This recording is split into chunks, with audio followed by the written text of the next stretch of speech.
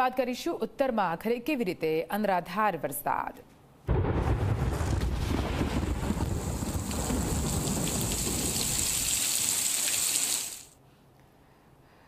ઉત્તર ગુજરાતમાં મેઘો મન મૂકીને વરસી રહ્યો છે। બનાસકાંઠાની વાત કરીએ તો બનાસકાંઠાના લાખણી પંથકમાં 11 ઇંચ વરસાદથી જળબંબાકારની પરિસ્થિતિ સર્જાઈ। લાખણી પંથકમાં આબ ફાટ્યું હોવાની સ્થિતિ સર્જાઈ છે। સમગ્ર પંથકમાં ફરી વળ્યા છે વરસાદી પાણી। લાખણીના બજારમાં દુકાનોની અંદર પાણી ઘૂસી ગયા। ખેતરો પણ બેટમાં ફેરવાયા હોય તેવા દ્રશ્યો સામે આવ્યા। લાખણી થરાદ લાખણી ડીસા હાઈવે અને આ હાઈવે પર હાલ તો ઘૂંટણસમાં પાણી ભરાયેલા છે। પાણી ભરાતા વાહન ચાલકો પણ અટવાયા છે। ખેતરો પાણીમાં ગરકાવ થતા પાકને નુકસાનની ભીતિ। લાખણીમાં ધોધમાર વરસાદ વરસતા તેમનો બાજરી જુવાર અને મગફળીનો પાક સંપૂર્ણપણે નષ્ટ થઈ ગયો છે। સરકાર જલ્દીથી સર્વે કરી પાકનું નુકસાનનું વળતર ચૂકવે તેવી માંગ કરવામાં આવી।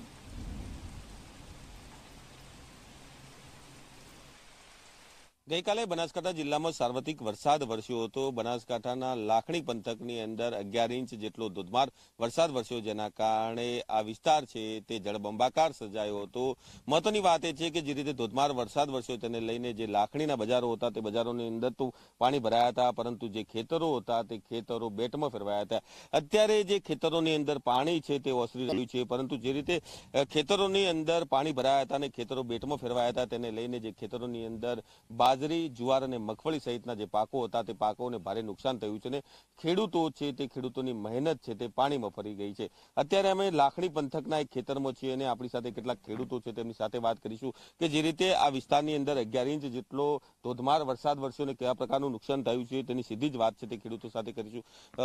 તમારું નામ શું છે? ચૌધરી જીતુભાઈ। જીતુભાઈ, કેવી રીતે વરસાદ પડ્યો, કેટલો વરસાદ પડ્યો અને આનાથી આ પંથકની અંદર શું શું નુકસાન થયું? ગઈકાલે સવારના જ મુશળધાર વરસાદ પડ્યો બજારમાં અને ખેતરોમાં પાણી ભરાઈ જવાના કારણે ખેડૂતોને મસ્ત મોટું નુકસાન થયું છે। ખેડૂતોએ મોંઘા ભાવના બિયારણ ખાતર લાવી અને પાક વાવ્યો હતો, પણ તેની અંદર પાણી ફરી વળતા ખેડૂતોને મસ્ત મોટું નુકસાન થયું છે। બાજરી જુવાર મગફળી વગેરે પાકનું વાવેતર કર્યું હતું, પણ હાલ ખેડૂતોની પોઝિશન બહુ મુશ્કેલ બની છે। ખેડૂતને તાત્કાલિક સર્વે કરી અને સહાય આપે તેવી મારી નમ્ર વિનંતી। જગતના તાતે માં મહેનત કરીને ખેતરની અંદર પાકનું વાવેતર કર્યું હતું, પરંતુ જે રીતે વરસાદ મુશળધાર વરસ્યો અને તેમનો જે પાક છે તે પાક નિષ્ફળ ગયો છે। અન્ય કેટલાક ખેડૂતો છે તેમની સાથે વાત કરીશું। શું નામ છે કાકા તમારું? બાબુ। કયા કયા પાકનું વાવેતર કર્યું હતું? જુવારનું। કેટલા વીઘાની અંદર કર્યું? વીઘા 5 માં। શું થયું? એ પાણી ભરાઈ ગયું માં, પછી જાર બધી ફેલી ગઈ। એ વાવેતર કર્યું એટલે સરકાર તો છાયા હાલે તો એ હવે આમો થાય ને કે એને શું કરવાનું? કેટલું નુકસાન થયું? 50,000 નું ઓછામાં ઓછું નુકસાન ખરો ને। એટલે કે આપ સમજી શકો છો કે આ જમીનની અંદર જે રીતે મુશળધાર વરસાદ વરસ્યો ને જે તમામ પાક છે તે ખેડૂતે વાયો હતો તે નિષ્ફળ થઈ ગયો છે। ચાલી પણ નથી શકાતું તેવી અહીંયા ખેતરોની અંદર હાલત છે। એટલે આપ સમજી શકો છો કે પાકની હાલત છે તે ખૂબ જ ગંભીર થઈ છે। કેવો વરસાદ પડ્યો? વરસાદ ખૂબ સારો પડ્યો। શું શું નુકસાન થયું? મગફળી જુવાર બાજરીને નુકસાન થયું છે। તમે કયા પાકનું વાવેતર? અમે મગફળી। કેટલું નુકસાન થયું તમારે? અમારે નુકસાન ખૂબ થયું છે સર।